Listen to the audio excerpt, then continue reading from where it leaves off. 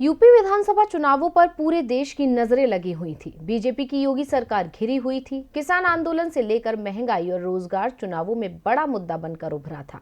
साथ ही सरकारी कर्मचारियों की नाराजगी भी चुनावों में खुलकर देखी जा रही थी। और जब नतीजे सामने आए तो उसमें साफ हो गया कि कर्मचारियों की पसंद योगी नहीं, अखिलेश यादव थे। कर्मचारियों ने अखिलेश को जमकर वोट भी दिया और ये सब दिखा डाक मार्क पत्रों में। तो आपको बता दें कि पोस्टल बैलेट में कैसे सपा के पक्ष में रहे नतीजे। भाजपा ने उत्तर प्रदेश में बहुमत भले ही पा लिया है, लेकिन समाजवादी पार्टी ने भी बीजेपी को कांटे की टक्कर दी थी। 10 मार्च को आए नतीजों ने सभी को हैरान कर दिया था। बीजेपी गठबंधन को 273 सीटों पर जीत मिली और इस जीत में सबसे बड़ा योगदान था उन मतदाताओं का जिन्होंने पोलिंग बूथ पर पहुंचकर ईवीएम का बटन दबाया। लेकिन बात पोस्टल बैलेट की करें तो यहाँ बीजेपी को 100 सीटों पर भी बढ़त मिलते नहीं दिखी। पोस्टल बैलेट के नतीजों से साफ है कि सरकारी कर्मचारियों में बीजेपी के प्रति जबरदस्त नाराजगी है।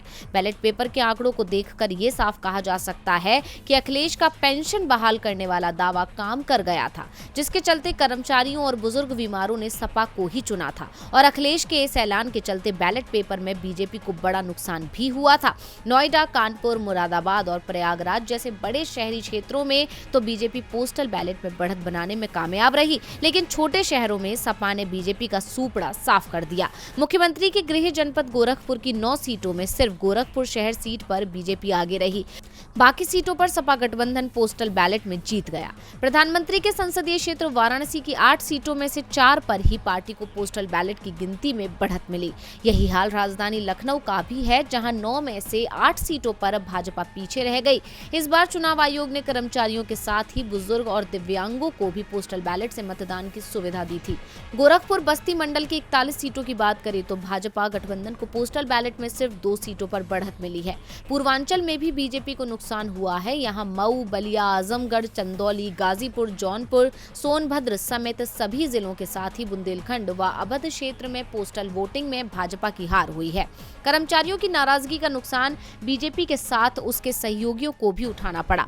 रुहेलखंड के 4 जिलों की 25 सीटों पर हुए चुनाव में भाजपा ने 20 और सपा ने 5 सीटें जीती हैं। लेकिन पोस्टल बैलेट के परिणाम देखें तो 22 सीटों पर सपा आगे रही। बीजेपी सिर्फ 3 सीटों पर आगे थी। शाहजहांपुर की 6 और पीलीभीत की 4 सीटों पर हारने वाले सपा प्रत्याशियों को पोस्टल बैलेट के वोट ज्यादा मिले।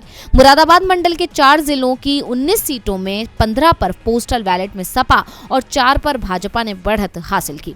यही हाल फिरोजाबाद, मैनपुरी, एटा का रहा। अलीगढ़ की सभी 7 सीटें बीजेपी ने जीती, लेकिन पोस्टल बैलेट में बीजेपी सिर्फ 1 सीट पर आगे रही। पोस्टल बैलेट के नतीजों से साफ है, यूपी में बीजेपी को भले ही जीत मिल गई हो, लेकिन आगे की राह मुश्किल भरी है। डीवी लाइव की रिपोर्ट।